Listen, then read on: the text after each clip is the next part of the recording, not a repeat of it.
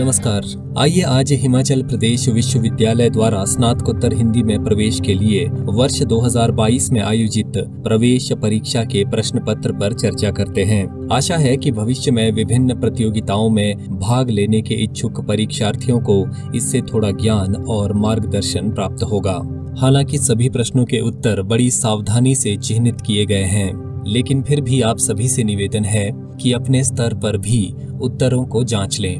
पहला प्रश्न है, बीसलदेव रासों के रचयिता का नाम है। विकल्प दिए गए हैं चंद बरदाई, जगनिक, अमीर खुसरो और नरपति नालह। इस प्रश्न का सही उत्तर है नरपति नालह। बीसलदेव रासो एक विरह काव्य है। ये 128 छंदों की रचना है। माता प्रसाद गुप्त ने इस ग्रंथ का रचनाकाल सन 1150 के आसपास माना है। बीसलदेव रासो 4 खंडों में विभाजित है। पहले खंड में मालवा के भोज परमार की पुत्री राजमती से शाकंभरी के राजा बीसलदेव के विवाह का वर्णन है। दूसरे खंड में राजमती से रूठकर किसी रत्न को लाने के लिए बीसलदेव का उड़ीसा जाना वर्णित है। तीसरे खंड में राजमती का विरह वर्णन है। चौथे में भोजराज का अपनी पुत्री को मालवा ले जाना वर्णित है और उसी में बीसलदेव का उड़ीसा से लौटने तथा राजमती के घर आने का प्रसंग है। हिंदी में सबसे पहले 12 मासा का वर्णन बीसलदेव रासों में ही मिलता है। दूसरा प्रश्न है, कीर्तिलता के लेखक हैं विद्यापति, अमीर खुसरो, नागार्जुन या जगनिक। इस प्रश्न का सही उत्तर है विद्यापति। विद्यापति ने संस्कृत में शैव सर्वस्वसार, गंगा वाक्यावली, दुर्गा भक्त तरंगिणी, भू परिक्रमा, दान वाक्यावली आदि ग्रंथ रचे। अवहट्ठ में कीर्तिलता और कीर्ति पताका तथा मैथिली में पदावली की रचना की। विद्यापति बिहार प्रांत के दरभंगा जिले के विपसी नामक गांव के निवासी थे। विद्यापति के प्रशंसकों ने उन्हें कई उपाधियों से विभूषित किया है, जो इस प्रकार हैं: अभिनव जयदेव, कवि शेखर, कवि कंठहार, नव कवि शेखर, खेलन कवि, दशावधान, पंचानन, मैथिल कोकिल आदि। तीसरा प्रश्न है, इनमें से मत्स्येंद्रनाथ के शिष्य थे भैरवनाथ, गोरखनाथ, आदिनाथ या योगेश्वरनाथ। सही उत्तर है गोरखनाथ। गोरखनाथ को नाथ साहित्य का आरंभकर्ता माना जाता है। गोरखनाथ के गुरु का नाम मत्स्येंद्रनाथ था। मत्स्येंद्रनाथ को मीननाथ और मच्छंदरनाथ भी कहा गया है। 10वीं शताब्दी के प्रसिद्ध कश्मीरी आचार्य अभिनव गुप्त ने अपने ग्रंथ तंत्रालोक में मच्छंद विभु या मत्स्येंद्रनाथ की वंदना की है। मिश्र बंधु ने गोरखनाथ को हिंदी का प्रथम गद्य लेखक माना है। डॉक्टर पीताम्बर दत्त बर्थवाल ने गोरखनाथ के 14 ग्रंथों को प्रामाणिक मानकर उनका संपादन गोरखबानी नाम से किया। गोरखबानी में संकलित गोरखनाथ के प्रामाणिक ग्रंथ इस प्रकार हैं: शब्द, पद, शिष्यादर्शन, प्राण संकली, नरवय बोध, आत्मबोध, अभय मात्रा योग, 15 तिथि, सप्तवार, मछेंद्र गोरख बोध, रोमावली, ज्ञान तिलक, ज्ञान 34 और पंचमात्रा। गोरखनाथ के संस्कृत भाषा में लिखे निम्नलिखित ग्रंथ बताए जाते हैं: सिद्ध सिद्धांत पद्धति, विवेक मार्तंड, शक्ति संगम तंत्र, निरंजन पुराण, वैराट पुराण, गोरक्ष शतक, योग सिद्धांत पद्धति, योग चिंतामणि आदि। चौथा प्रश्न है, ध्वन्यालोक ग्रंथ के लेखक हैं आचार्य क्षेमेंद्र, आचार्य कुंतक, आचार्य आनंदवर्धन या आचार्य मम्मट। सही उत्तर है आचार्य आनंदवर्धन। आनंदवर्धन कश्मीर के राजा अवंती वर्मा के सभा पंडित थे तथा इनका समय 9वीं शताब्दी का उत्तरार्ध माना जाता है। आनंदवर्धन ने काव्य शास्त्र में ध्वनि संप्रदाय का प्रवर्तन किया। इन्होंने ध्वन्यालोक ग्रंथ की रचना की है। इसमें 4 उद्योग या अध्याय हैं। 5वां प्रश्न है, इनमें से कौन अष्टछाप के कवि नहीं है? सूरदास, नरोत्तम दास, परमानंद दास या कुंभन दास। सही उत्तर है नरोत्तम दास। प्रमुख कृष्ण भक्त कवियों में निम्नलिखित कवि शामिल हैं: वल्लभाचार्य के 4 प्रमुख शिष्य यानी कृष्णदास, परमानंद दास, कुंभन दास और सूरदास। वल्लभाचार्य के पुत्र विट्ठलनाथ के 4 शिष्य यानी गोविंद स्वामी, छीत स्वामी, नंददास और चतुर्भुजदास। वल्लभाचार्य और विट्ठलनाथ के उपर्युक्त 8 शिष्यों को अष्टछाप के कवि कहा जाता है। ये सभी कृष्ण भक्त थे और इन्होंने कृष्ण भक्ति काव्य को समृद्ध किया है। छठा प्रश्न है, विभत्स रस की निष्पत्ति किस प्रकार के दृश्यों से होती है? घृणास्पद दृश्य, भयानक दृश्य, प्रिय वियोग के दृश्य या वीरतापूर्ण युद्ध के दृश्य? सही उत्तर है घृणास्पद दृश्य। जहाँ पर जुगुप्सा या घृणा नामक स्थायी भाव परिपक्व अवस्था में होता है, वहाँ विभत्स रस होता है। किसी वस्तु अथवा जीव को देखकर जहाँ घृणा का भाव उत्पन्न हो, वहाँ विभत्स रस होता है। विभत्स घृणा के भाव को प्रकट करने वाला रस है।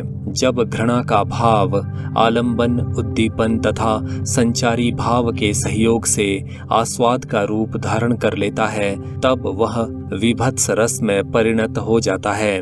विभत्स रस के 2 उदाहरण इस प्रकार हैं। पहला उदाहरण है, सिर पर बैठो काग आँखि दो खात निकारत, खींचत जीभ हिस्यार अति आनंद उरधारत।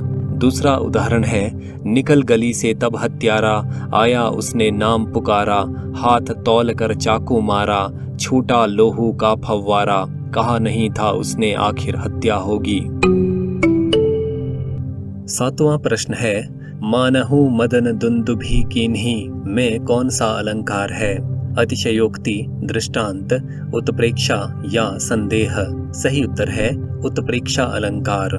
जब उपमेय में उपमान की संभावना या कल्पना कर ली जाए, तब उत्प्रेक्षा अलंकार माना जाता है। जैसे पहला उदाहरण है, सोहत ओढ़े पीत पटु श्याम सलोने गात, मनो नील मणि सैल पर आतप पर्यो प्रभात। दूसरा उदाहरण है, वह देखो वन के अंतराल से निकले, मानो 2 तारे क्षितिज जाल से निकले। तीसरा उदाहरण है, छिप्यो छबीलऊ मुह लसै, नीलय अंचल चीर, मनोकला निधि झलमलय, कालिंदी के तीर। 8वां प्रश्न है, भारतीय काव्यशास्त्र के अनुसार महाकाव्य का नायक कौन होना चाहिए? धीरोद्धत, धीरोदात्त, धीर प्रशांत या अधीर गंभीर? सही उत्तर है धीरोदात्त। आचार्य विश्वनाथ के अनुसार महाकाव्य के लक्षण इस प्रकार हैं, जिसमें सर्गों का निबंधन हो वो महाकाव्य कहलाता है। महाकाव्य में देवता या सदृश क्षत्रिय, जिसमें धीरोदात्तत्व आदि गुण हो, नायक होता है। कहीं एक वंश के अनेक सत्कुलीन राजा भी नायक होते हैं। श्रृंगार, वीर और शांत में से कोई एक रस प्रधान होता है तथा अन्य सभी रस गौण रूप में होते हैं। उसमें सब नाटक संधियां रहती हैं। कथा ऐतिहासिक अथवा सज्जनाश्रित होती है। चतुर्वर्ग यानी धर्म, अर्थ, काम, मोक्ष में से एक महाकाव्य का फल होता है।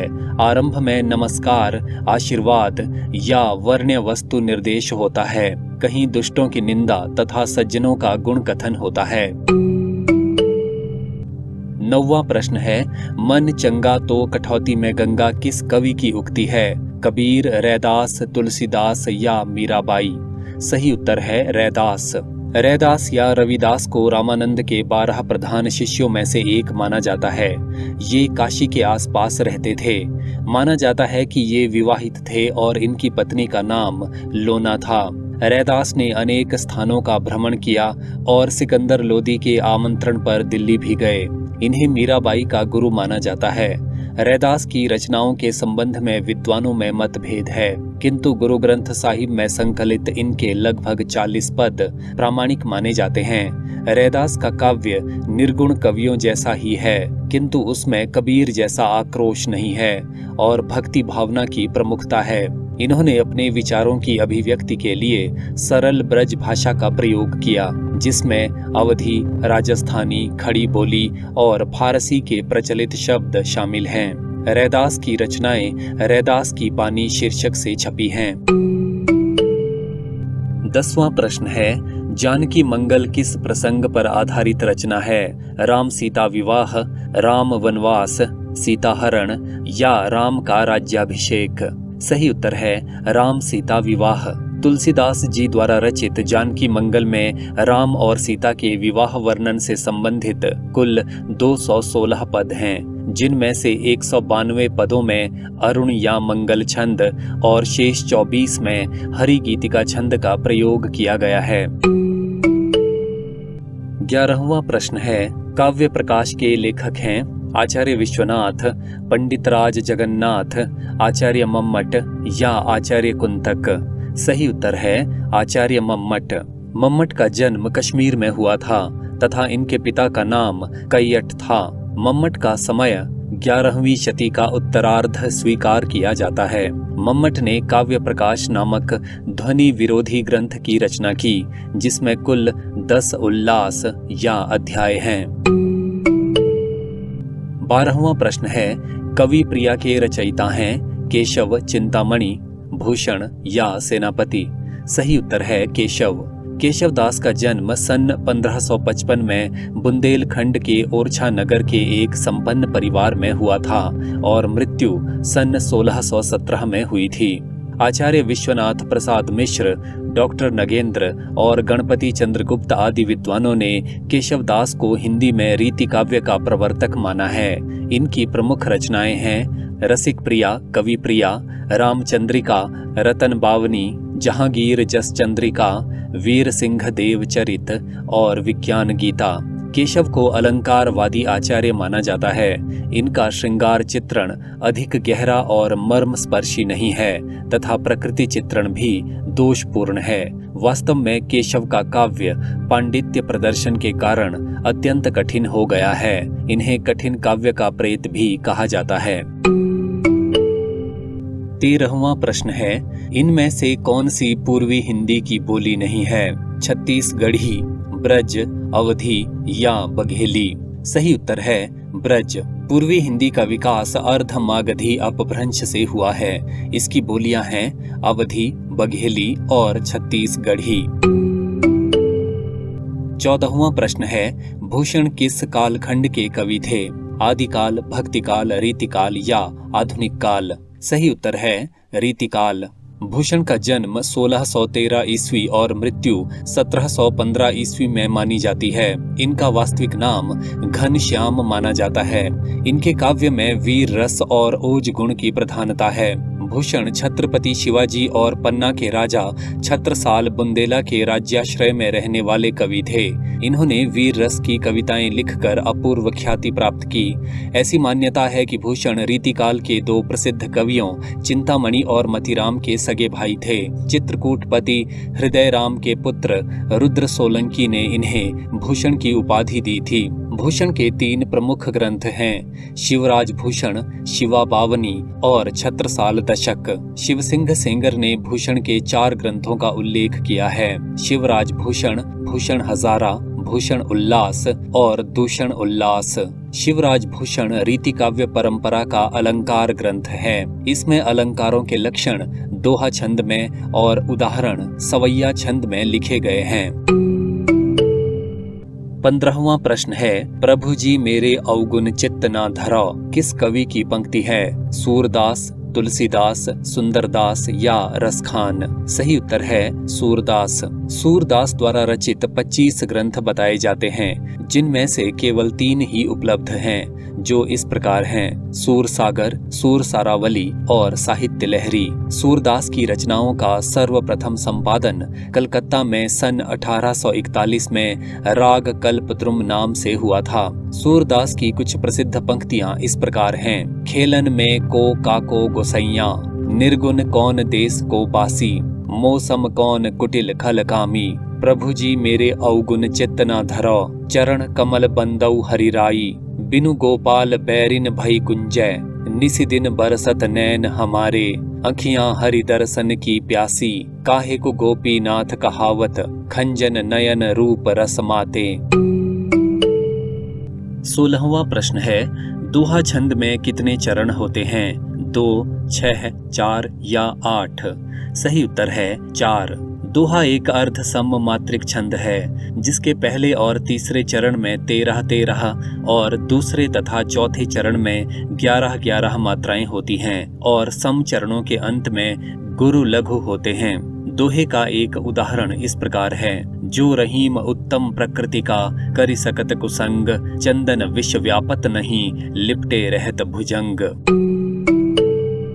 17वां प्रश्न है, निम्नलिखित में से किस अलंकार में बढ़ा चढ़ाकर प्रशंसा की जाती है? अनुप्रास, रूपक, अतिशयोक्ति या समासोक्ति? सही उत्तर है अतिशयोक्ति। जहाँ किसी विषय का वर्णन इतना बढ़ा चढ़ाकर किया जाए कि लोक सीमा या मर्यादा का उल्लंघन हो जाए, वहाँ अतिशयोक्ति अलंकार होता है। उदाहरण के लिए, आगे नदियाँ पड़ी अपार, घोड़ा कैसे उतरे पार, राणा ने सोचा इस पार, तब तक चेतक था उस पार। दूसरा उदाहरण है, हनुमान की पूंछ में लगन न पाई आग, लंका सिगरी जल गई, गए निशाचर भाग। 18वां प्रश्न है, इनमें से भारतेंदु हरिश्चंद्र की रचना है अंधेर नगरी, अंधा युग, आधे अधूरे या अंधेरे में? सही उत्तर है अंधेर नगरी। भारतेंदु हरिश्चंद्र के मौलिक नाटक इस प्रकार हैं, वैदिकी हिंसा हिंसा न भवति, विषस्य विषमौषधम, प्रेम जोगिनी, चंद्रावली, भारत दुर्दशा, नील देवी, अंधेर नगरी और सती प्रताप। इनके अनुदित नाटक हैं रत्नावली, विद्या सुंदर, पाखंड विडंबन, धनंजय विजय, मुद्रा राक्षस, दुर्लभ बंधु, कर्पूर मंजरी, सत्य हरिश्चंद्र और भारत जननी। 19वां प्रश्न है, इनमें से मंझन की रचना का नाम है पद्मावत, अखरावट, मधुमालती या चित्रलेखा? सही उत्तर है मधुमालती। मंझन कृत मधुमालती का रचनाकाल 1545 ईस्वी माना जाता है। मंझन चुनार के निवासी थे। शत्तारी संप्रदाय के मुहम्मद गौस इनके गुरु थे। मधुमालती में कनकगिरी नगर के राजा सूरजभान के पुत्र मनोहर और महारस नगर के राजा विक्रम राय की कन्या मधुमालती की सुखांत प्रेम कहानी कही गई है। 20वां प्रश्न है, अभिज्ञान शाकुंतलम का शकुंतला नाटक नाम से अनुवाद किस लेखक ने किया? राजा शिव प्रसाद सितारे हिंद, राजा लक्ष्मण सिंह, श्रीधर पाठक या राजा राधिका रमन प्रसाद सिंह? सही उत्तर है राजा लक्ष्मण सिंह। राजा लक्ष्मण सिंह का जीवन काल सन 1826 से 1896 ईस्वी तक फैला है। ये संस्कृत निष्ठ हिंदी के समर्थक थे।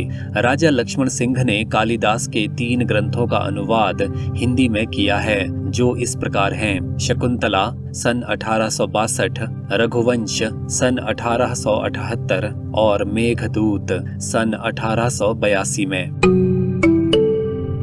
21वां प्रश्न है, मुंशी प्रेमचंद का जन्म वर्ष है सन 1900, सन 1880, सन 1857 या सन 1889? सही उत्तर है सन 1880। मुंशी प्रेमचंद का मूल नाम धनपत राय था, किंतु वे नाम बदलकर नवाब राय के नाम से लिखते थे।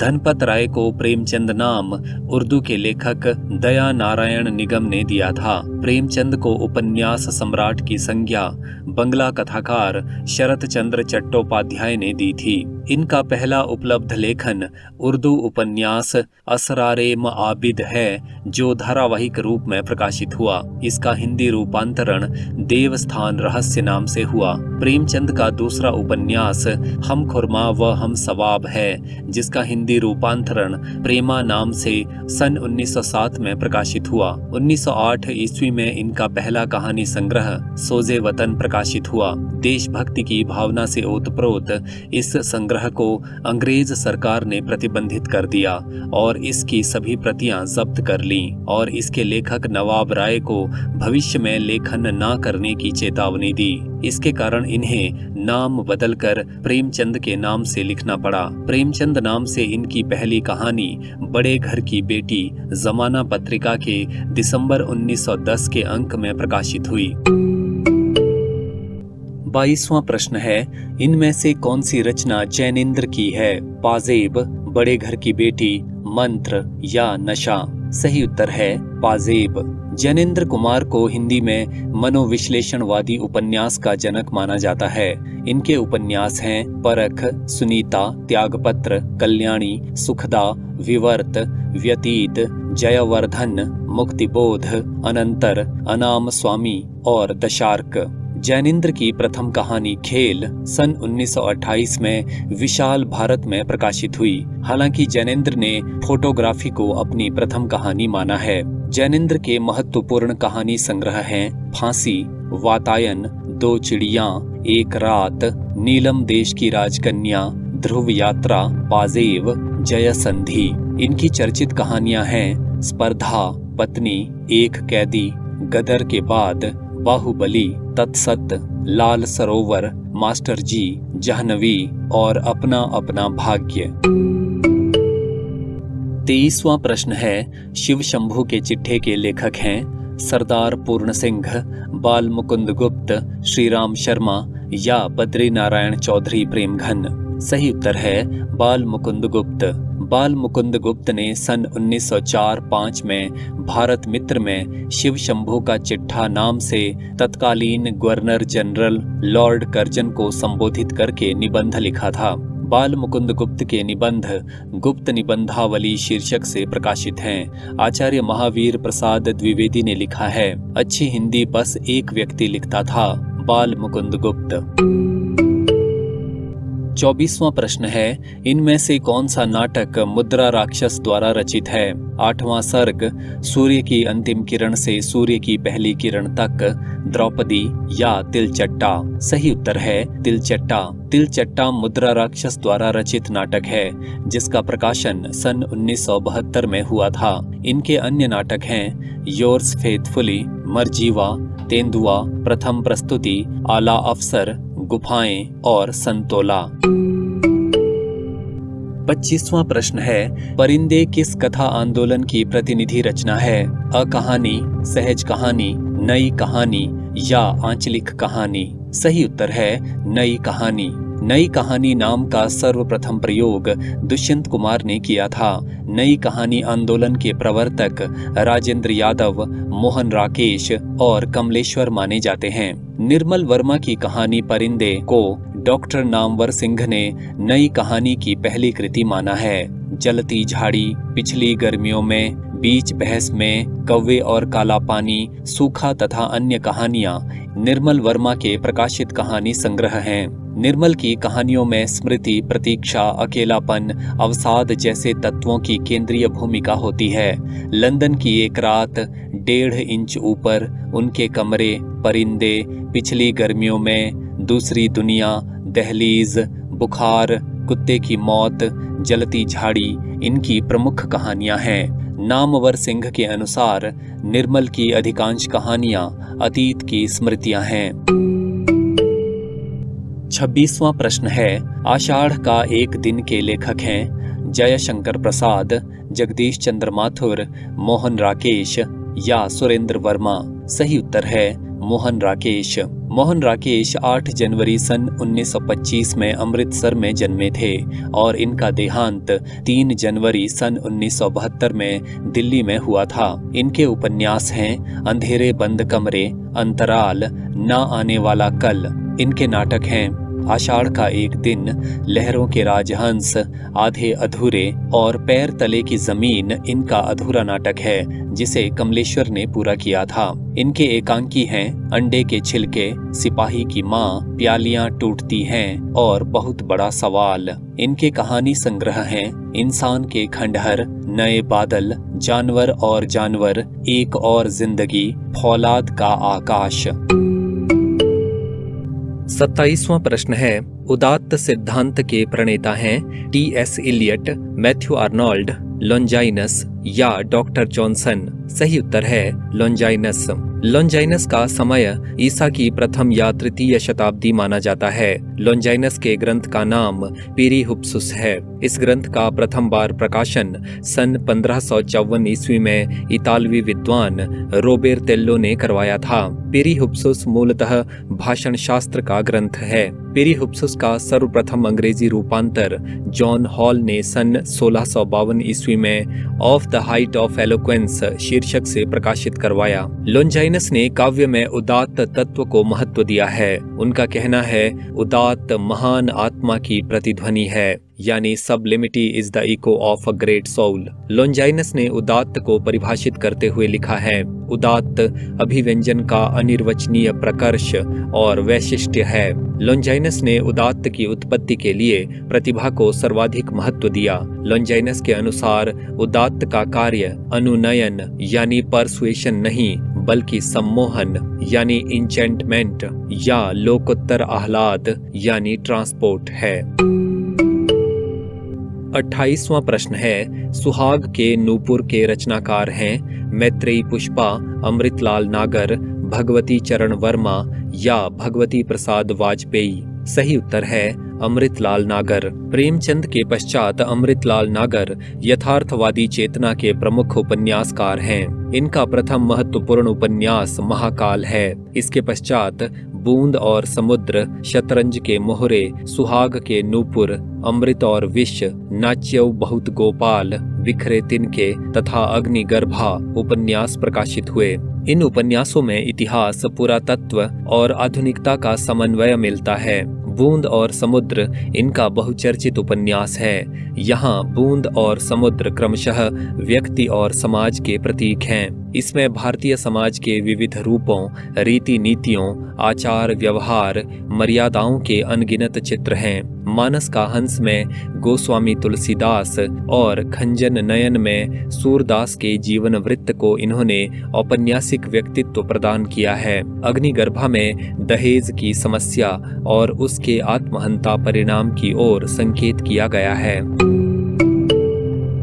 29वां प्रश्न है, कविता क्या है निबंध के लेखक हैं महावीर प्रसाद द्विवेदी, रामचंद्र शुक्ल, हजारी प्रसाद द्विवेदी या नामवर सिंह। इस प्रश्न का सही उत्तर है रामचंद्र शुक्ल। आचार्य शुक्ल का कविता क्या है निबंध सर्वप्रथम सन 1909 में सरस्वती पत्रिका में प्रकाशित हुआ था। शुक्ल जी के निबंध चिंतामणि नाम से संकलित हैं। इन्होंने मुख्यतः मनोविकार संबंधी और आलोचना संबंधी निबंध रचे हैं। चिंतामणि के भाग 1 में इनके ये निबंध संकलित हैं। भाव या मनोविकार, उत्साह, श्रद्धा और भक्ति, करुणा, लज्जा और ग्लानि, लोभ और प्रीति, घृणा, ईर्ष्या, भय, क्रोध।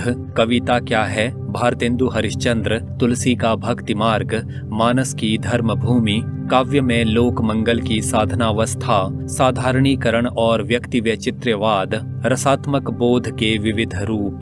चिंतामणि भाग 2 में शुक्ल जी के ये निबंध संकलित है। काव्य में प्रकृति दृश्य, काव्य में रहस्यवाद, काव्य में अभिव्यंजनावाद। 30वां प्रश्न है, इनमें से किस काव्यशास्त्री ने अभिव्यंजनावाद पर बल दिया? अरस्तु, प्लेटो, लोंजाइनस या क्रोचे? सही उत्तर है क्रोचे। बेनेडेत्तो क्रोचे इटली के प्रसिद्ध दार्शनिक थे। उन्होंने आत्मवादी दर्शन के आधार पर सौंदर्य सिद्धांत की व्याख्या की है, जो अभिव्यंजनावाद या एक्सप्रेशनिज्म के नाम से प्रसिद्ध है। क्रोचे का अभिव्यंजनावाद कला के मूल तत्व की खोज का प्रयास है। कला का वास्तविक तत्व क्या है अथवा उसकी आत्मा क्या है, इस विषय पर क्रोचे ने अपना विवेचन प्रस्तुत किया है, जिसे अभिव्यंजनावाद के नाम से जाना जाता है। हिंदी में क्रोचे के अभिव्यंजनावाद का उल्लेख सबसे पहले आचार्य शुक्ल ने किया। आचार्य शुक्ल ने क्रोचे के अभिव्यंजनावाद को भारतीय वक्रोक्तिवाद का विलायती उत्थान कहते हुए इसे वाग वैचित्र्यवाद कहा है। 31वां प्रश्न है, इनमें से ब्राह्मण पत्र के संपादक थे राधाचरण गोस्वामी, प्रताप नारायण मिश्र, सूर्यकांत त्रिपाठी निराला या जयशंकर प्रसाद? सही उत्तर है प्रताप नारायण मिश्र। प्रताप नारायण मिश्र भारतेंदु हरिश्चंद्र के विचारों और आदर्शों के महान प्रचारक और व्याख्याता थे। हिंदी, हिंदू, हिंदुस्तान इनका प्रसिद्ध नारा था। समाज सुधार को दृष्टि में रखकर इन्होंने सैकड़ों लेख लिखे हैं। एक सफल व्यंग्यकार और हास्यपूर्ण गद्य पद्य रचनाकार के रूप में हिंदी साहित्य में इनका विशिष्ट स्थान है। मिश्र जी के निबंधों में विषय की पर्याप्त विविधता है। देश प्रेम, समाज सुधार एवं साधारण मनोरंजन आदि मिश्र जी के निबंधों के मुख्य विषय थे। इन्होंने ब्राह्मण नामक मासिक पत्र में विभिन्न विषयों पर निबंध लिखे। इनके निबंध संग्रह हैं निबंध नवनीत, प्रताप पीयूष, प्रताप समीक्षा।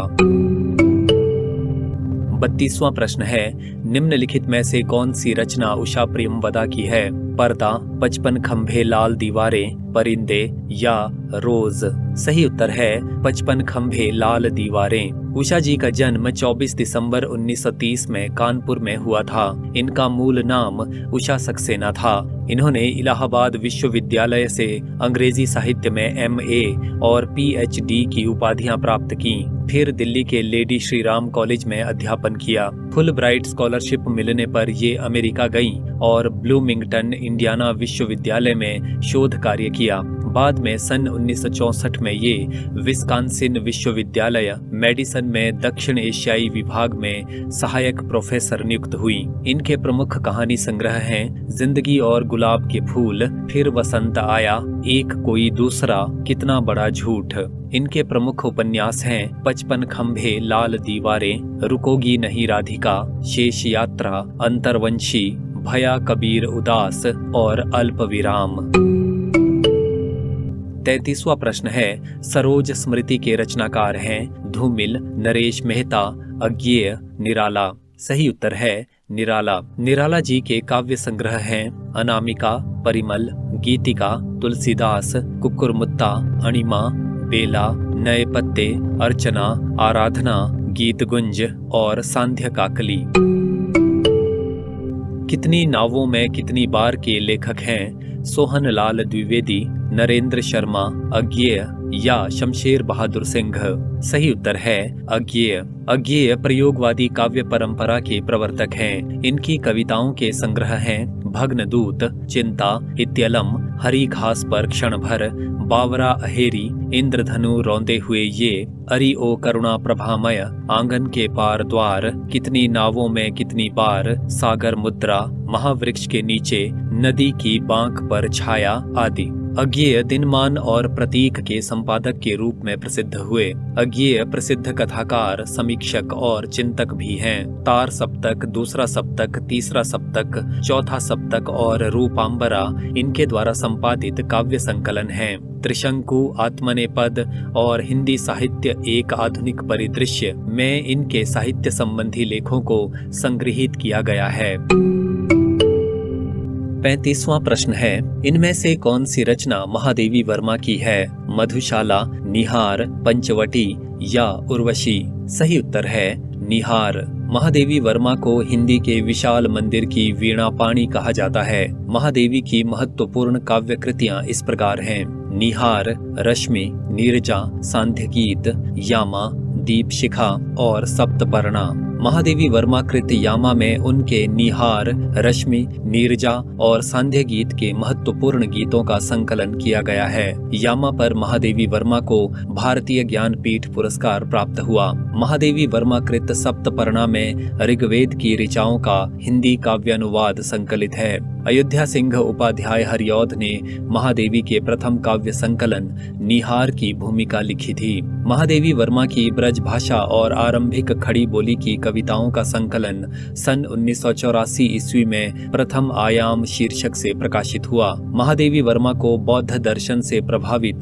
रहस्यवादी कवयित्री के रूप में स्वीकार किया जाता है। इनके सर्वाधिक प्रिय प्रतीक दीपक और बादल हैं।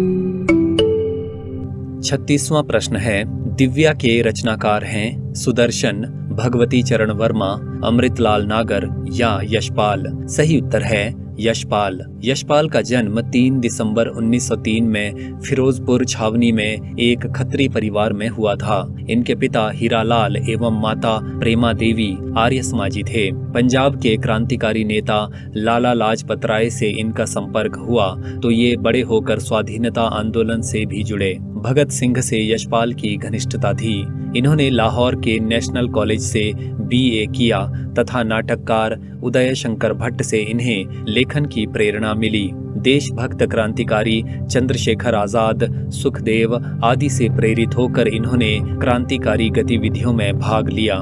यशपाल की प्रमुख कृतियां इस प्रकार हैं। इनके कहानी संग्रह हैं तर्क का तूफान, भस्मावृत चिंगारी, धर्म युद्ध, ज्ञानदान, फूलों का कुर्ता, पिंजरे की उड़ान, तुमने क्यों कहा मैं सुंदर हूँ आदि। इनके उपन्यास हैं दादा कॉमरेड, देशद्रोही, पार्टी कॉमरेड, अमिता, मनुष्य के रूप, झूठा सच, 12 घंटे, दिव्या, तेरी मेरी उसकी बात आदि। इनके निबंध संग्रह हैं चक्कर क्लब, न्याय का संघर्ष, बात बात में बात आदि। 37वां प्रश्न है, भारतेंदु नामक पत्र के संपादक थे अंबिका दत्त व्यास, बालकृष्ण भट्ट, राधाचरण गोस्वामी या प्रताप नारायण मिश्र। सही उत्तर है राधाचरण गोस्वामी।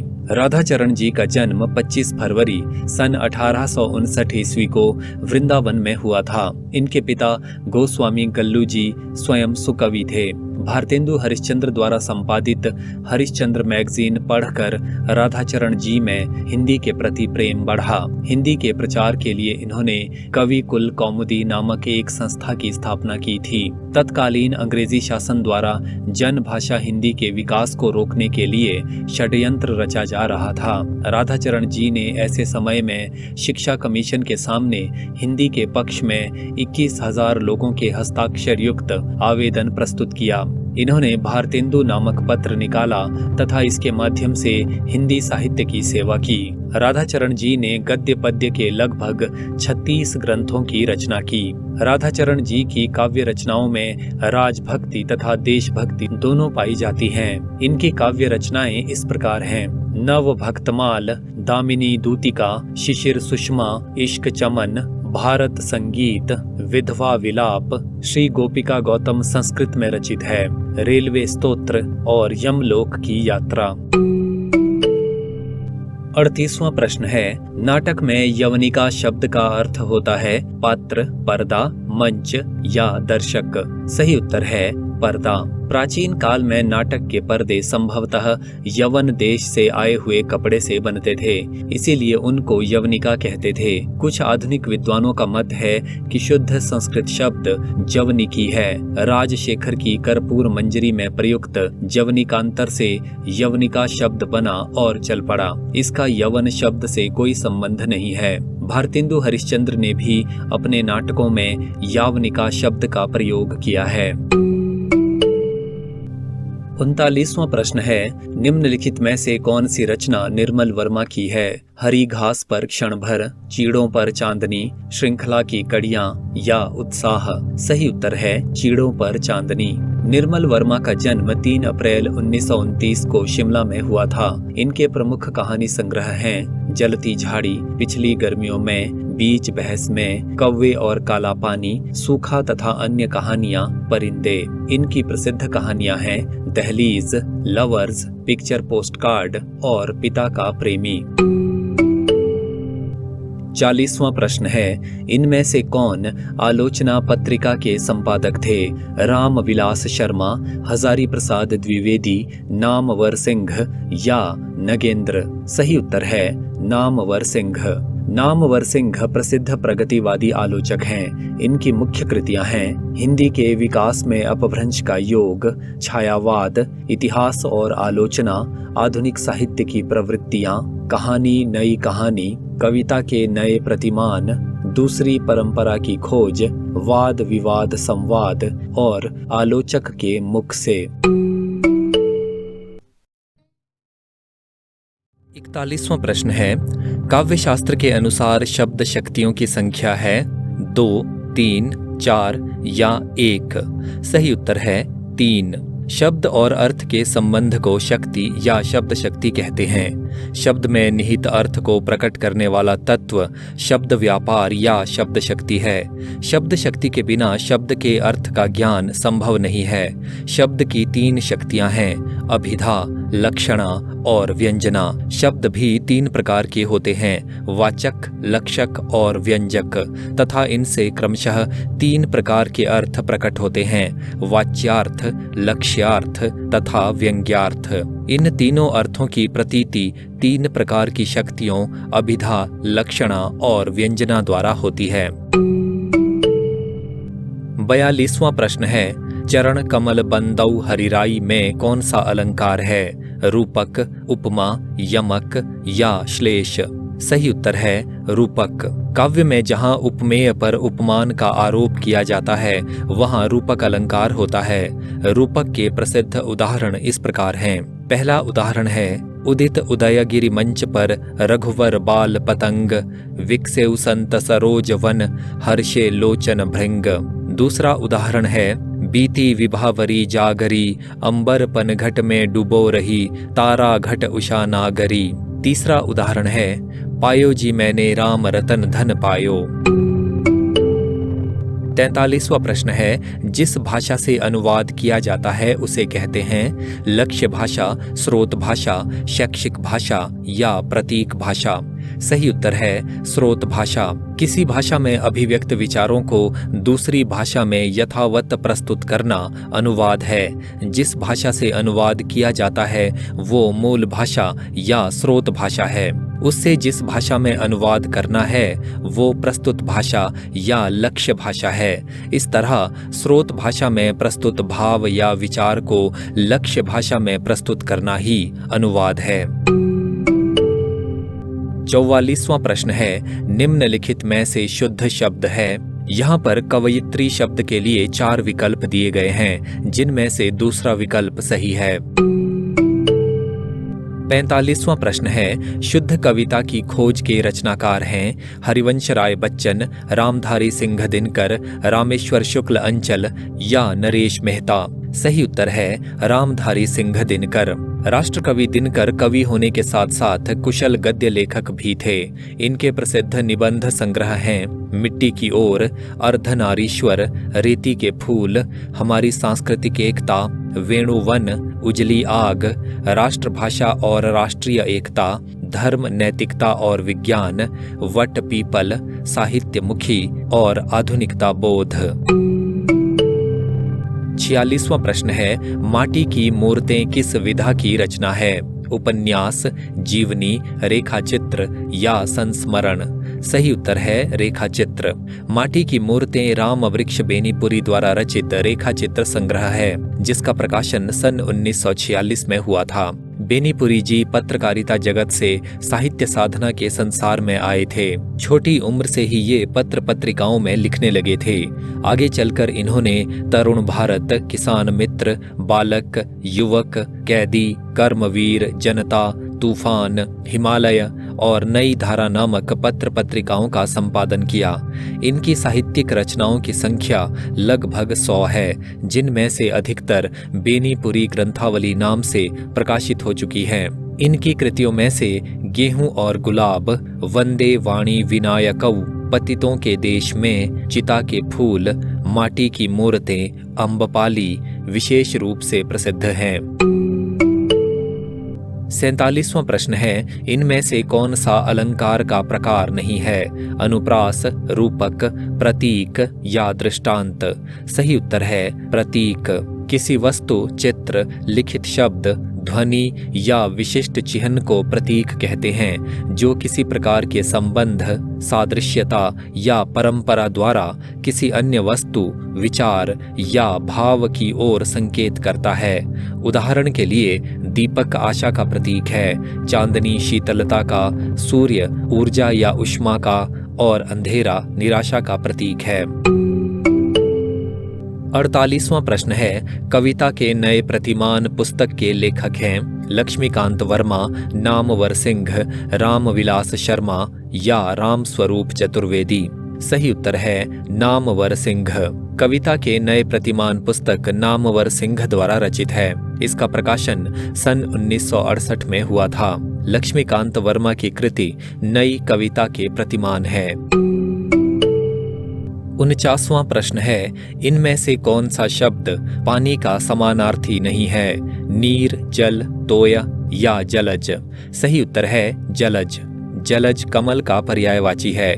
इसके अन्य पर्यायवाची हैं पंकज, नीरज, सरोज, अंबुज, अब्ज, अरविंद, इंदिवर, उत्पल, कंज, कंवल, कोकनद, जलजात, तामरस, नलिन, पद्म, पुंडरीक, पुष्कर, राजीव, वारिज, शतदल, सरसिज, सरोरुह आदि। 50वां प्रश्न है, इनमें से कौन सा नाटक जयशंकर प्रसाद का नहीं है? चंद्रगुप्त, स्कंदगुप्त, ध्रुव स्वामिनी या नीलदेवी? सही उत्तर है नीलदेवी।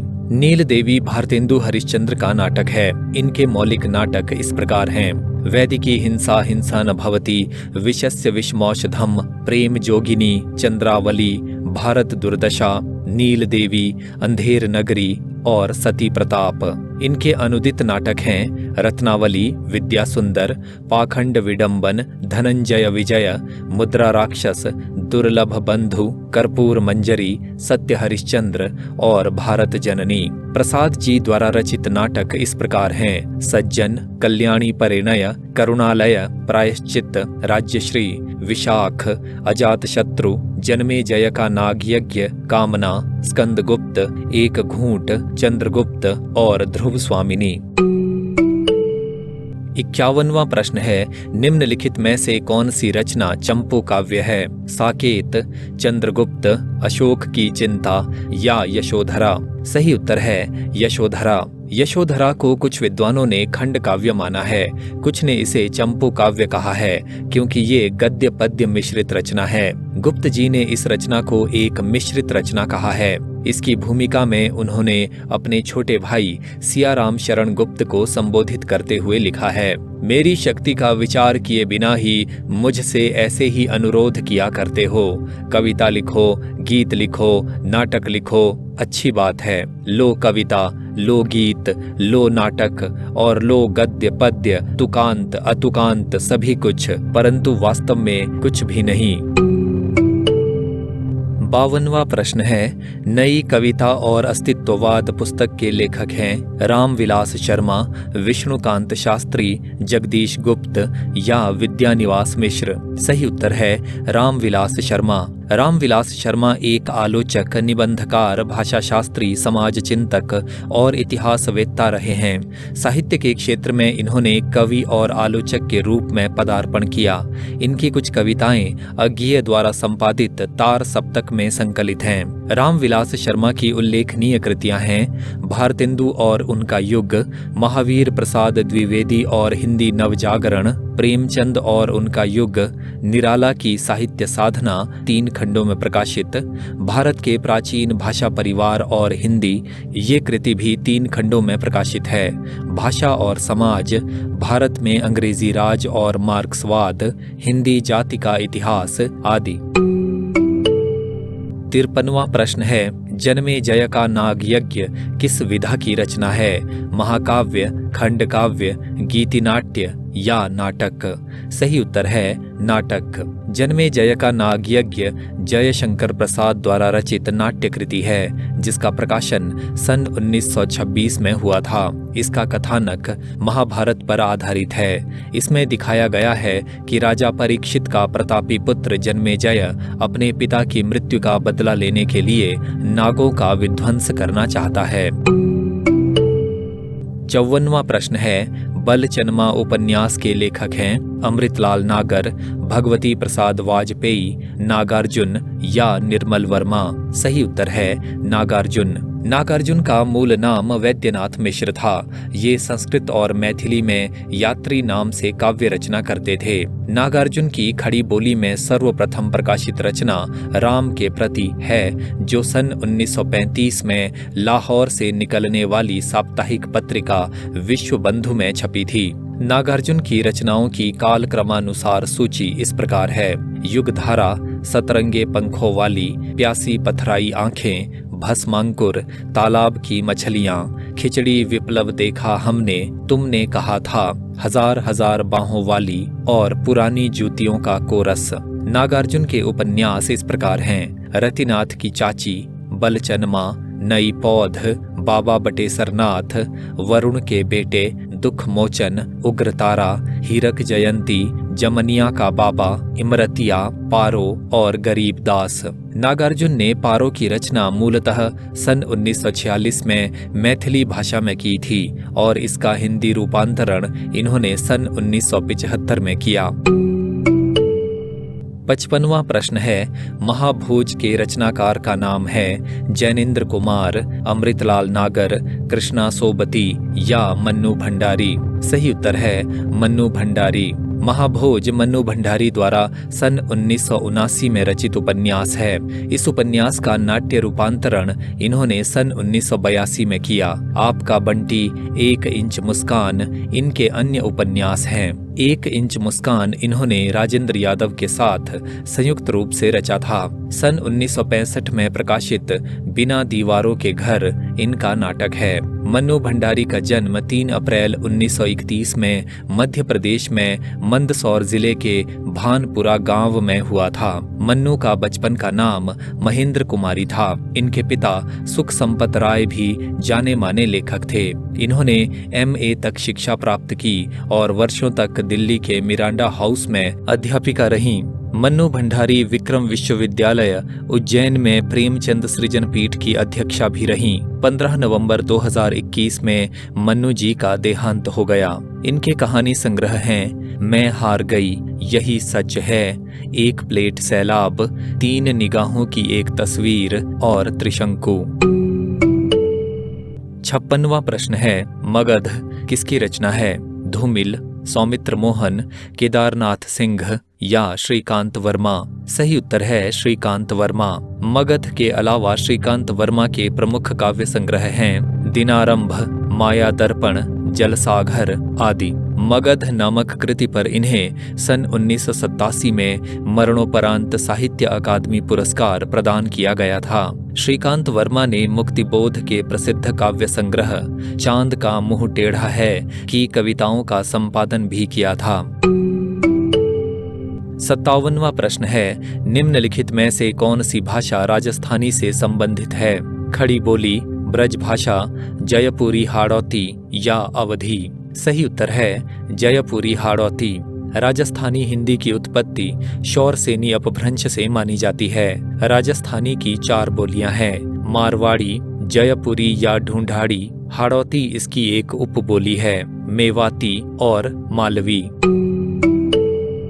58वां प्रश्न है, कौन कवि कुंडलिया लिखने के लिए प्रसिद्ध है? सूरदास, गिरधर कविराय, केशवदास या बोधा। सही उत्तर है गिरधर कविराय। गिरधर या गिरधर कविराय ने मुख्यतः अवधी और पंजाबी मिश्रित भाषा में काव्य रचना की है। इसके अलावा इनके काव्य में ब्रज, संस्कृत, अरबी, फारसी और खड़ी बोली के शब्दों का प्रयोग भी देखने को मिलता है। गिरधर कविराय की जीवनी के संबंध में विद्वानों में मत भिन्नता पाई जाती है। डॉक्टर किशोरीलाल गुप्त द्वारा संपादित गिरधर कविराय ग्रंथावली के अनुसार गिरधर कविराय का जन्म पंजाब में हुआ और किसी कारण इन्हें वैराग्य हुआ तो पंजाब छोड़कर पूर्वी उत्तर प्रदेश में कानपुर से इलाहाबाद के बीच विचरण करते रहे। बताया जाता है कि ये सन 1763 तक जीवित थे। गिरधर कविराय ने मुख्यतः कुंडलिया छंद में काव्य रचा है। 59वां प्रश्न है, इनमें से किस संस्था के संस्थापक स्वामी दयानंद सरस्वती रहे हैं? प्रार्थना समाज, ब्रह्म समाज, आर्य समाज या इनमें से कोई नहीं। सही उत्तर है आर्य समाज। दयानंद सरस्वती ने सन 1875 में आर्य समाज की स्थापना की थी। सत्यार्थ प्रकाश स्वामी दयानंद की सबसे प्रसिद्ध कृति है। ये 14 समुल्लासों या अध्यायों में रची गई है। इसके प्रथम 10 समुल्लासों में सनातन वैदिक धर्म का प्रतिपादन किया गया है और अंतिम 4 समुल्लासों में देशी विदेशी मतों की समीक्षा की गई है। 60वां प्रश्न है, दोपहर का भोजन किसकी रचना है? फणीश्वर नाथ रेणु, अमरकांत, शेखर जोशी या भैरव प्रसाद गुप्त? सही उत्तर है अमरकांत। अमरकांत के प्रमुख कहानी संग्रह हैं जिंदगी और जोंक, देश के लोग, मौत का नगर, मिलन मित्र, कुहासा, एक धनी व्यक्ति का बयान, सुख और दुख का साथ। 61वां प्रश्न है, ट्रैवलर का शांत पथिक नाम से अनुवाद किस लेखक ने किया? सियाराम शरण गुप्त, सोहन लाल द्विवेदी, श्रीधर पाठक या मुकुटधर पांडेय? सही उत्तर है श्रीधर पाठक। श्रीधर पाठक का जीवन काल सन 1859 से सन 1928 तक फैला है। ये खड़ी बोली के प्रथम स्वच्छंदतावादी कवि माने जाते हैं। श्रीधर पाठक ने ब्रज भाषा में कश्मीर सुषमा नामक प्रसिद्ध कविता की रचना सन 1904 में की थी। इनके द्वारा अनुदित कुछ प्रसिद्ध रचनाएं इस प्रकार हैं। 1886 में प्रकाशित एकांतवासी योगी गोल्ड स्मिथ की रचना द हर्मिट का खड़ी बोली हिंदी में अनुवाद है। ये लावनी या ख्याल शैली में रचित है। 1889 ईस्वी में प्रकाशित उजड़ ग्राम गोल्ड स्मिथ के डेजर्टेड विलेज का ब्रज भाषा में अनुवाद है। 1902 ईस्वी में प्रकाशित शांत पथिक गोल्ड स्मिथ की रचना द ट्रैवलर का खड़ी बोली हिंदी में अनुवाद है। ये रोला छंद में रचित है। 62वां प्रश्न है, किन्नर देश में किस लेखक की रचना है? चंद्रधर शर्मा गुलेरी, वासुदेव शरण अग्रवाल, राहुल सांकृत्यायन या मदन मोहन मालवीय? सही उत्तर है राहुल सांकृत्यायन। किन्नर देश में राहुल सांकृत्यायन द्वारा रचित यात्रा वृत्तांत है, जिसका प्रकाशन सन 1948 में हुआ था। इनके अन्य यात्रा वृत्तांत हैं मेरी तिब्बत यात्रा, मेरी लद्दाख यात्रा, घुमक्कड़ शास्त्र, राहुल यात्रावली, यात्रा के पन्ने, एशिया के दुर्गम भूखंड, चीन में कम्यून और चीन में क्या देखा। 63वां प्रश्न है, राग दरबारी कृति के लेखक हैं हरिशंकर परसाई, श्रीलाल शुक्ल, शरद जोशी या विष्णु प्रभाकर? सही उत्तर है श्रीलाल शुक्ल। राग दरबारी का प्रकाशन सन 1968 में हुआ था। इसमें शिवपालगंज के समाज का यथार्थवादी चित्रण किया गया है। श्रीलाल शुक्ल के अन्य उपन्यास हैं सोनी घाटी का सूरज, अज्ञातवास, सीमाएं टूटती हैं, मकान, पहला पड़ाव और विश्रामपुर का संत। श्रीलाल शुक्ल और अमरकांत जी को संयुक्त रूप से सन 2011 में भारतीय ज्ञानपीठ पुरस्कार प्रदान किया गया था। 64वां प्रश्न है, निम्नलिखित में से कौन सा नाटक महाभारत पर आधारित है? अंधेर नगरी, अंधा युग, कोणार्क या स्कंदगुप्त? सही उत्तर है अंधा युग। अंधा युग धर्मवीर भारती द्वारा रचित एक काव्य नाटक या गीति नाट्य है। इस गीति नाट्य का प्रकाशन सन 1955 में हुआ था। इसका कथानक महाभारत युद्ध के अंतिम दिन पर आधारित है। इसमें युद्ध और उसके बाद की समस्याओं तथा मानवीय महत्वाकांक्षाओं के दुष्परिणामों को प्रस्तुत किया गया है। 65वां प्रश्न है, निम्नलिखित में से शुद्ध वाक्य है? यहाँ पर दिए गए 4 विकल्पों में से दूसरा विकल्प यानी तुम मुस्कुरा दिए सही है। 66वां प्रश्न है, निम्नलिखित में से सूफी कवि हैं मलूक दास, कुंभन दास, जायसी या रैदास? सही उत्तर है जायसी। जायसी भक्तिकाल की प्रेम मार्गी शाखा के प्रतिनिधि कवि हैं। ये शेख मोहिदी या मोहिउद्दीन के शिष्य थे और शेर शाह के समकालीन थे। इनकी प्रमुख रचनाएं हैं पद्मावत, अखरावट, आखिरी कलाम, चित्ररेखा, कहरानामा, मसलानामा और कन्हावत। आचार्य रामचंद्र शुक्ल ने जायसी के द्वारा रचित 3 ग्रंथों पद्मावत, अखरावट तथा आखिरी कलाम का ही उल्लेख किया है। आचार्य शुक्ल के अनुसार पद्मावत की कथा का पूर्वार्ध कल्पित और उत्तरार्ध ऐतिहासिक है। 67वां प्रश्न है, संतन को कहा सीकरी सो काम में सीकरी का अर्थ है राजधानी सीकरी, सीकरी गांव, झाड़ू की सींक या इनमें से कोई नहीं? सही उत्तर है राजधानी सीकरी। ये प्रसिद्ध पंक्ति अष्टछाप के कवि कुंभनदास की है। कुंभनदास प्रथम अष्टछापी कवि थे। ये जाति के क्षत्रिय थे। इन्होंने सन 1492 ईस्वी में वल्लभाचार्य से दीक्षा ग्रहण की। कुंभनदास अकबर के निमंत्रण पर पैदल ही फतेहपुर सीकरी गए, जिस पर अफसोस करके इन्होंने कहा, संतन को कहा सीकरी सो काम, आवत जात पन्हैया टूटी, बिसरी गयो हरिनाम। 68वां प्रश्न है, बोधा किस काव्यधारा के कवि हैं? रीति सिद्ध, रीति मुक्त, रीतिबद्ध या भक्ति? सही उत्तर है रीति मुक्त। बोधा रीति मुक्त काव्यधारा के कवि हैं। बोधा का वास्तविक नाम बुद्धिसेन था। पन्ना नरेश खेत सिंह ने बुद्धिसेन को बोधा उपनाम दिया था। पन्ना के दरबार की सुभान या सुबहान नाम की एक गणिका से बोधा प्रेम करते थे। इनकी प्रमुख रचनाएं हैं विरह वारीश और इश्कनामा। 69वां प्रश्न है, मुर्दहिया के रचनाकार थे मोहनदास नैमिषराय, सूरजपाल चौहान, कौशल्या बैसंत्री या तुलसीराम? सही उत्तर है तुलसीराम। मुर्दहिया तुलसीराम द्वारा रचित दलित आत्मकथा है। इसका पहला भाग सन 2010 में प्रकाशित हुआ था और दूसरा भाग सन 2013 में मणिकर्णिका नाम से प्रकाशित हुआ। सन 1995 में प्रकाशित मोहनदास नैमिषराय द्वारा रचित अपने अपने पिंजरे हिंदी की पहली दलित आत्मकथा है। ओम प्रकाश वाल्मीकि द्वारा रचित जूठन एक अन्य प्रसिद्ध दलित आत्मकथा है।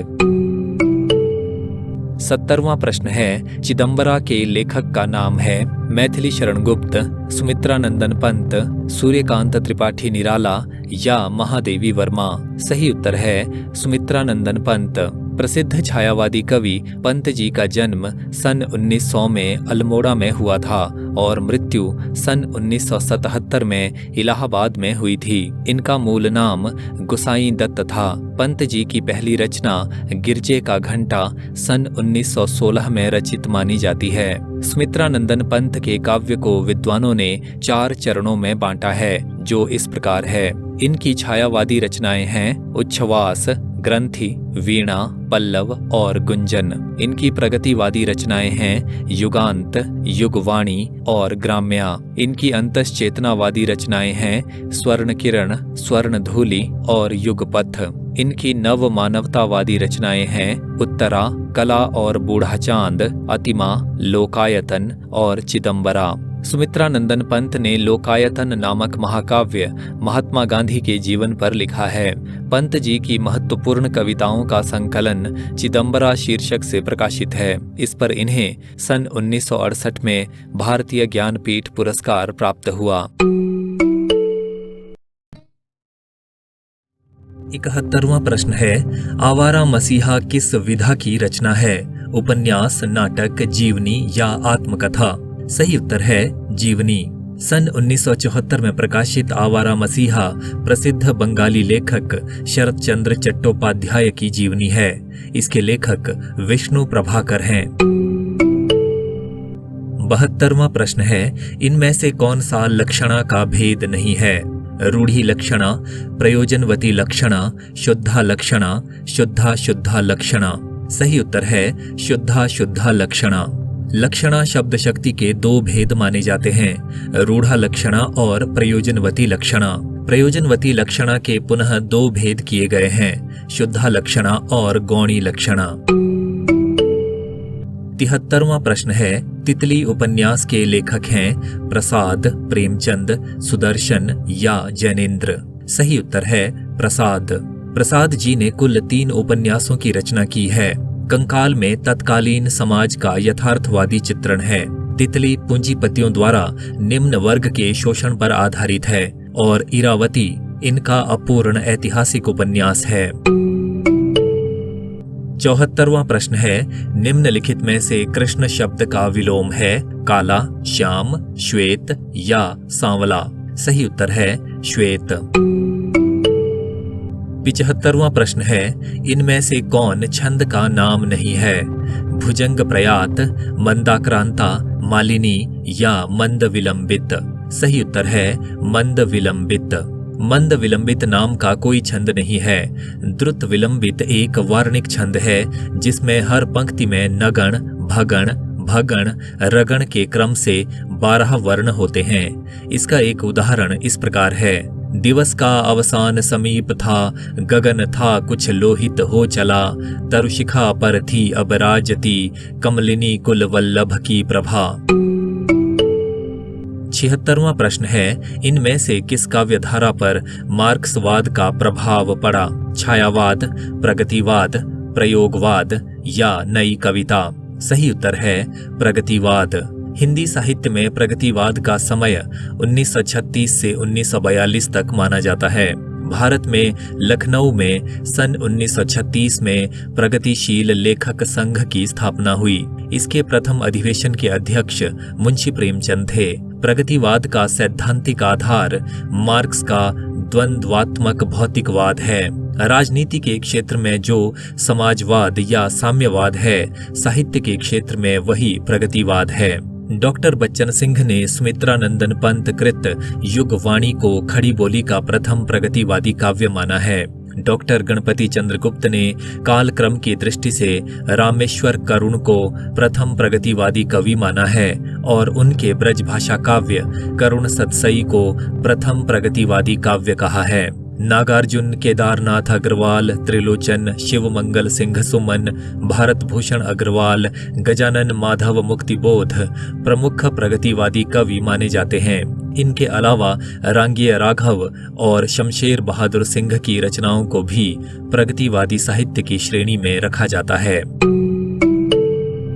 77वां प्रश्न है, अशोक के फूल निबंध के लेखक हैं श्याम सुंदर दास, रामचंद्र शुक्ल, हजारी प्रसाद द्विवेदी या कुबेरनाथ राय? सही उत्तर है हजारी प्रसाद द्विवेदी। हिंदी के प्रमुख ललित निबंधकार हजारी प्रसाद द्विवेदी ने निबंध को व्यक्ति की स्वाधीन चिंता की उपज कहा है। हजारी प्रसाद द्विवेदी के प्रमुख निबंध संग्रह हैं अशोक के फूल, कल्पलता, मध्यकालीन धर्म साधना, विचार और वितर्क, विचार प्रवाह, कुटज, साहित्य सहचर और आलोक पर्व। इनके प्रसिद्ध निबंध हैं अशोक के फूल, वसंत आ गया है, मेरी जन्मभूमि, एक कुत्ता और एक मैना, नया वर्ष, दिमाग खाली है, शिरीष का फूल, वर्षा घनपति से घनश्याम तक, कुटज, साहित्य में हिमालय की परंपरा, जीवेम शरदः शतम, देवदारू, आत्मदान का संदेश वाहक वसंत, नाखून क्यों बढ़ते हैं, घर जोड़ने की माया और गुरु नानक देव। 78वां प्रश्न है, इनमें से कौन सा रूपक का एक भेद नहीं है? नाटक, प्रहसन, वियोग और डिम? सही उत्तर है वियोग। आचार्य विश्वनाथ ने रूपक के भेदों के संबंध में लिखा है, नाटकमथ प्रकरणम भाण व्यायोग समवकार डिमः ईहा मृगांक वेथ्यः प्रहसनमिति रूपकाणि 10। इस श्लोक के अनुसार रूपक के 10 भेद हैं, नाटक, प्रकरण, भाण, व्यायोग, समवकार, डिम, ईहा मृग, अंक, वीथि और प्रहसन। प्रश्न संख्या 79 है, निम्नलिखित में से कौन हिंदी प्रदीप के संपादक रहे हैं? बालकृष्ण भट्ट, बाल मुकुंद गुप्त, रामचंद्र शुक्ल या ठाकुर प्रसाद सिंह? सही उत्तर है बालकृष्ण भट्ट। बालकृष्ण भट्ट भारतेंदु युग के प्रसिद्ध निबंधकार हैं। इन्होंने भावात्मक, विचारात्मक, कथात्मक और वर्णनात्मक निबंध लिखे हैं। इनके भावात्मक निबंधों में चंद्रोदय, वर्णनात्मक निबंधों में संसार महानाट्यशाला, प्रेम के बाग का सैलानी, विचार प्रधान निबंधों में मुग्ध माधुरी तथा कथात्मक निबंधों में एक अनोखा स्वप्न उल्लेखनीय है। साहित्य जन समूह के हृदय का विकास है। शब्द की आकर्षण शक्ति, प्रतिभा, माधुर्य, साहित्य का सभ्यता से घनिष्ठ संबंध है आदि इनके साहित्यिक निबंध हैं। साहित्य सुमन, भट्ट निबंधमाला भाग 1 एवं भाग 2 इनके निबंध संकलन हैं। भट्ट जी ने नूतन ब्रह्मचारी तथा 100 अजान एक सुजान नामक उपन्यास भी रचे हैं। प्रश्न संख्या 80 है, इनमें से मुक्तिबोध कृत कविता का नाम है जूही की कली, असाध्य वीणा, परिवर्तन या ब्रह्म राक्षस। सही उत्तर है ब्रह्म राक्षस। मुक्तिबोध को गहन अनुभूति और तीव्र इंद्रिय बोध का कवि कहा जाता है। मुक्तिबोध की 2 काव्य कृतियां प्रकाशित हैं, चांद का मुंह टेढ़ा है और भूरी भूरी खाक धूल। मुक्तिबोध की चर्चित कविताएं इस प्रकार हैं: अंधेरे में, ब्रह्म राक्षस, अंतःकरण का आयतन और भूल गलती। मुक्तिबोध की प्रसिद्ध कविता अंधेरे में का पहला प्रकाशन कल्पना पत्रिका में सन 1964 में आशंका के द्वीप अंधेरे में नाम से हुआ था। राम स्वरूप चतुर्वेदी ने लिखा है, मुक्तिबोध का काव्य संकलन चांद का मुंह टेढ़ा है एक बड़े कलाकार की स्केच बुक लगता है। प्रश्न संख्या 81 है। पहला गिरमिटिया उपन्यास के लेखक हैं कृष्ण बलदेव वैद, गिरिराज किशोर, रमेश चंद्र शाह या सुरेंद्र वर्मा। सही उत्तर है गिरिराज किशोर। गिरिराज किशोर का उपन्यास पहला गिरमिटिया सन 1999 में प्रकाशित हुआ था। ये महात्मा गांधी के जीवन चरित्र पर आधारित है। इनके अन्य उपन्यास हैं लोग, चिड़ियाघर, 2 यात्राएं, जुगलबंदी, इंद्र सुने, दावेदार, यथा प्रस्तावित, तीसरी सत्ता, परिशिष्ट, असलहा, अंतर्ध्वंस, ढाई घर, एक आग का दरिया है। प्रश्न संख्या 82 है। इनमें से पुष्प की अभिलाषा कविता के लेखक हैं मैथिली शरण गुप्त, माखनलाल चतुर्वेदी, सुमित्रा नंदन पंत या सूर्यकांत त्रिपाठी निराला। सही उत्तर है माखनलाल चतुर्वेदी। माखनलाल चतुर्वेदी राष्ट्रीय सांस्कृतिक धारा के कवि हैं। इनका जन्म 1889 में हुआ था और मृत्यु 1968 में हुई थी। इनके काव्य संग्रह हैं हिम किरीटिनी, हिम तरंगिनी, माता, समर्पण आदि। माखनलाल चतुर्वेदी एक भारतीय आत्मा नाम से भी कविता रचा करते थे। प्रश्न संख्या 83 है। इनमें से कौन कृष्ण भक्त कवि माना जाता है? चिंतामणि, भूषण, रसखान या घनानंद। सही उत्तर है रसखान। रसखान का मूल नाम सैयद इब्राहिम था। इनका जन्म अनुमानतः दिल्ली में सन 1533 में तथा मृत्यु सन 1618 ईस्वी में हुई। सवैया छंद में कृष्ण लीला का गायन करने वाले प्रथम कवि रसखान हैं। आचार्य रामचंद्र शुक्ल ने लिखा है, और कृष्ण भक्तों के समान इन्होंने गीति काव्य का आश्रय न लेकर कवित्त सवैयों में अपने सच्चे प्रेम की व्यंजना की है। रसखान की प्रमुख कृतियां इस प्रकार हैं। सुजान रसखान। इस रचना में कुल 214 छंद हैं, जिनमें 181 सवैये, 17 कवित्त, 12 दोहे और 4 सोरठे हैं। प्रेम वाटिका 53 दोहों की लघु काव्य कृति है। दान लीला 11 छंदों का काव्य है। अष्टयाम नामक कृति में इन्होंने कृष्ण की दिनचर्या का वर्णन किया है। भारतेंदु हरिश्चंद्र ने रसखान के संबंध में लिखा है, इन मुसलमान हरिजनन पर कोटिक हिंदुन वारिये। प्रश्न संख्या 84 है। ठुमरी कहानी के लेखक हैं राजेंद्र यादव, फणीश्वर नाथ रेणु, मिथिलेश्वर या शेखर जोशी। सही उत्तर है फणीश्वर नाथ रेणु। फणीश्वर नाथ रेणु का ठुमरी नामक कहानी संग्रह सन 1959 में प्रकाशित हुआ था। इनके अन्य कहानी संग्रह हैं आदिम रात्रि की महक, अगिनखोर, एक श्रावणी दोपहर की धूप और अच्छे आदमी। प्रश्न संख्या 85 है। कुआनो नदी के लेखक का नाम है केदारनाथ अग्रवाल, सर्वेश्वर दयाल सक्सेना, कुंवर नारायण या शमशेर बहादुर सिंह। सही उत्तर है सर्वेश्वर दयाल सक्सेना। सर्वेश्वर दयाल सक्सेना की अन्य काव्य कृतियां हैं काठ की घंटियां, बांस का पुल, एक सुनी नाव, गर्म हवाएं, जंगल का दर्द, खूंटियों पर टंगे लोग। सोया हुआ जल इनका लघु उपन्यास है। बकरी इनकी प्रसिद्ध नाट्य कृति है। सक्सेना जी दिनमान, पराग, प्रतीक और नई कविता पत्रिकाओं के संपादन से भी जुड़े रहे हैं। खूंटियों पर टंगे लोग, जिसकी रचना सन 1982 में हुई थी, के लिए इन्हें 1983 ईस्वी में साहित्य अकादमी पुरस्कार से सम्मानित किया गया। प्रश्न संख्या 86 है। इनमें से कौन सा शब्द इमेजरी के लिए प्रयुक्त होता है? कल्पना, बिंब, प्रतीक या इनमें से कोई नहीं। सही उत्तर है बिंब। प्रश्न संख्या 87, इनमें से कौन कृदंत प्रत्यय का भेद नहीं है? कर्तृवाचक, कर्मवाचक, अभाववाचक या करणवाचक? सही उत्तर है अभाववाचक। प्रश्न संख्या 88 है, अकेला शब्द का पर्याय है एकदम, एकाकी, एकांकी या एकत्र? सही उत्तर है एकाकी। प्रश्न संख्या 89 है, लिरिकल बैलेड्स के लेखक हैं वर्ड्सवर्थ, इलियट, शैली या कीट्स? सही उत्तर है वर्ड्सवर्थ। वर्ड्सवर्थ 1795 ईस्वी में कॉलरिज नामक साहित्यकार के मित्र बने तथा उनके साथ लिरिकल बैलेड्स नामक कविताओं का संग्रह रचा। इस संग्रह का प्रथम संस्करण 1798 ईस्वी में प्रकाशित हुआ। लिरिकल बैलेड्स को स्वच्छंदतावादी काव्यांदोलन का घोषणा पत्र माना जाता है। प्रश्न संख्या 90 है, साहित्य दर्पण ग्रंथ के रचयिता हैं भामह, वामन, विश्वनाथ या अभिनवगुप्त? सही उत्तर है विश्वनाथ। विश्वनाथ का समय 14वीं शती का पूर्वार्ध स्वीकार किया जाता है। आचार्य विश्वनाथ ने 10 परिच्छेदों में साहित्य दर्पण नामक प्रसिद्ध ग्रंथ की रचना की। प्रश्न संख्या 91 है, प्रिय प्रवास किस विधा की रचना है? खंड काव्य, शोक गीत, महाकाव्य या मुक्तक?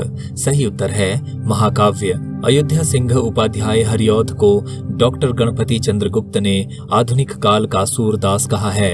इन्होंने सन 1914 में 17 सर्गों में प्रिय प्रवास नामक महाकाव्य की रचना की, जिसमें भगवान कृष्ण के बचपन से लेकर मथुरा प्रस्थान तक का वर्णन है। प्रिय प्रवास को खड़ी बोली हिंदी का प्रथम महाकाव्य माना जाता है। प्रिय प्रवास का सर्वप्रथम नाम ब्रजांगना विलाप था। ये संपूर्ण काव्य संस्कृत के वर्ण वृत्तों पर आधारित है। इस कृति पर हरिऔध जी को मंगला प्रसाद पारितोषिक प्रदान किया गया था। प्रश्न संख्या 92 है, सारा आकाश उपन्यास के लेखक हैं निर्मल वर्मा, कमलेश्वर, मोहन राकेश या राजेंद्र यादव? सही उत्तर है राजेंद्र यादव। राजेंद्र यादव की 1952 में प्रकाशित उपन्यास प्रेत बोलते हैं को सन 1960 में सारा आकाश नाम से प्रकाशित किया गया था। इनके अन्य उपन्यास हैं उखड़े हुए लोग, कुलटा, शह और मात, 1 इंच मुस्कान, अनदेखे अनजाने पुल और मंत्रविद्ध। प्रश्न संख्या 93 है, भूषण की कविताएं किसकी प्रशस्ति में लिखी गई हैं? शिवाजी और छत्रसाल, शिवाजी और औरंगजेब, शिवाजी और पृथ्वीराज या इनमें से कोई नहीं? सही उत्तर है शिवाजी और छत्रसाल। भूषण छत्रपति शिवाजी और पन्ना के राजा छत्रसाल बुंदेला के राज्याश्रय में रहने वाले कवि थे। इन्होंने वीर रस की कविताएं लिखकर अपूर्व ख्याति प्राप्त की। ऐसी मान्यता है कि भूषण रीतिकाल के 2 प्रसिद्ध कवियों चिंतामणि और मतीराम के सगे भाई थे। चित्रकूटपति हृदय राम के पुत्र रुद्र सोलंकी ने इन्हें भूषण की उपाधि दी थी। प्रश्न संख्या 94 है, निम्नलिखित में से कौन सी यथार्थवाद की विशेषता नहीं है? यथार्थवाद में सर्वत्र सत्य की प्रतिष्ठा और विजय होती है, या यथार्थवाद में वस्तुगत चित्रण होता है, या यथार्थवाद में जीवन की वास्तविक अभिव्यक्ति होती है, या यथार्थवाद में आशा निराशा का द्वंद्व होता है? सही उत्तर है यथार्थवाद में सर्वत्र सत्य की प्रतिष्ठा और विजय होती है। प्रश्न संख्या 95 है, औचित्य संप्रदाय के संस्थापक आचार्य हैं भरत मुनि, आनंदवर्धन, क्षेमेंद्र या रुद्रट? सही उत्तर है क्षेमेंद्र। कश्मीर निवासी क्षेमेंद्र का समय 11वीं शती का उत्तरार्ध स्वीकार किया जाता है। इनके पिता का नाम प्रकाशेंद्र था। क्षेमेंद्र को औचित्य संप्रदाय का प्रवर्तक माना जाता है। क्षेमेंद्र के शिक्षा गुरु अभिनवगुप्त थे। क्षेमेंद्र ने इन ग्रंथों की रचना की थी: कवि कंठाभरण, औचित्य विचार चर्चा, सुवृत्त तिलक और दशावतार चरित। प्रश्न संख्या 96 है, किस शब्द शक्ति में मुख्य अर्थ लक्ष्यार्थ से भिन्न अर्थ का बोध होता है?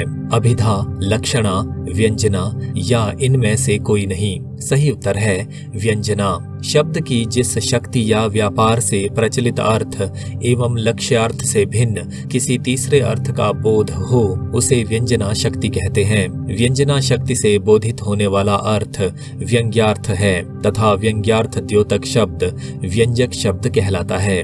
जहाँ अभिधा और लक्षणा से प्रकट होने वाले अर्थ इष्ट ना हो अपितु कोई तीसरा अर्थ इष्ट हो वहाँ व्यंजना शक्ति की जरूरत पड़ती है। व्यंजना शब्द शक्ति का काव्य में बड़ा महत्वपूर्ण स्थान है। उत्तम काव्य व्यंजना शक्ति से पूर्ण होता है। व्यंजना शब्द शक्ति का एक उदाहरण इस प्रकार है। सूर्य डूब गया। इस वाक्य का प्रचलित या मुख्य अर्थ है सूरज का लाल लाल गोला क्षितिज में छिप गया, किंतु इसका अर्थ प्रसंगानुसार भिन्न भिन्न व्यक्ति अलग अलग रूप में ग्रहण कर लेते हैं। चरवाहे के लिए अर्थ है चरते हुए पशुओं को घर ले जाना चाहिए और भक्त के लिए अर्थ है प्रार्थना या पूजा करने का समय आ गया। प्रश्न संख्या 97 है रस निष्पत्ति के लिए इनमें से किसे प्रमुख उपादान नहीं माना गया है? स्थायी भाव, अनुभव, संचारी भाव या अनुभाव। सही उत्तर है अनुभव। रस संप्रदाय के प्रवर्तक भरत मुनि के अनुसार जिस प्रकार अनेक प्रकार के व्यंजनों से युक्त अन्न का भोग करते हुए स्वस्थ पुरुष आनंद की प्राप्ति करते हैं, उसी प्रकार विभाव, अनुभाव, संचारी भावों से संपन्न स्थायी भावों का आस्वादन करते हुए सहृदय जन रस का आनंद लेते हैं। भरत मुनि के अनुसार विभाव, अनुभाव और व्यभिचारी भाव के संयोग से रस की निष्पत्ति होती है। इनके द्वारा रचित नाट्य शास्त्र में कहा गया है विभावानुभाव व्यभिचारी संयोगाद रस निष्पत्ति। प्रश्न संख्या 98 है अरे यायावर रहेगा याद किस लेखक का यात्रा वृत्तांत है? शिव प्रसाद गुप्त का, वासुदेव शरण अग्रवाल का, राहुल सांकृत्यायन का या अज्ञेय का? सही उत्तर है अज्ञेय का। अज्ञेय जी के काव्य संग्रह हैं भग्नदूत, चिंता, इत्यलम, हरी घास पर क्षण भर, बावरा अहेरी, इंद्रधनु रौंदे हुए ये, अरी ओ करुणा प्रभामय, आंगन के पार द्वार, पूर्वा, सुनहले शैवाल, कितनी नावों में कितनी बार, क्योंकि मैं उसे जानता हूँ, सागर मुद्रा, पहले मैं सन्नाटा बुनता हूँ, महावृक्ष के नीचे, नदी की बांक पर छाया आदि। इनके उपन्यास हैं अपने अपने अजनबी, शेखर एक जीवनी और नदी के द्वीप। प्रश्न संख्या 99 है अंधेरे बंद कमरे उपन्यास के लेखक का नाम है यशपाल, अमरकांत, मोहन राकेश या चतुरसेन शास्त्री? सही उत्तर है मोहन राकेश। मोहन राकेश 8 जनवरी सन 1925 में अमृतसर में जन्मे थे और इनका देहांत 3 जनवरी सन 1972 में दिल्ली में हुआ था। इनके उपन्यास हैं अंधेरे बंद कमरे, अंतराल, ना आने वाला कल।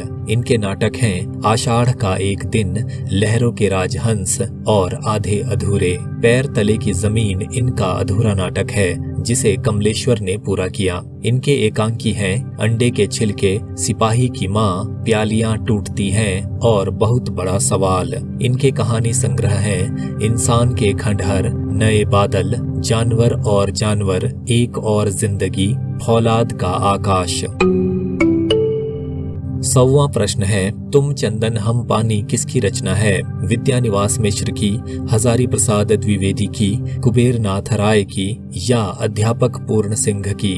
सही उत्तर है विद्यानिवास मिश्र की। विद्यानिवास मिश्र प्रसिद्ध ललित निबंधकार हैं। इनका पहला निबंध संग्रह चितवन की छाह सन 1953 में प्रकाशित हुआ। इनके अन्य निबंध संग्रह हैं कदम की फूली डाल, तुम चंदन हम पानी, आंगन का पंछी और बनजारा मन, मैंने सिल पहुंचाई, वसंत आ गया पर कोई उत्कंठा नहीं, मेरे राम का मुकुट भीग रहा है, परंपरा बंधन नहीं, भ्रमरानंद के पत्र, शेफाली झर रही है, सो अहम, बूंद मिले सागर में, पीपल के बहाने आदि।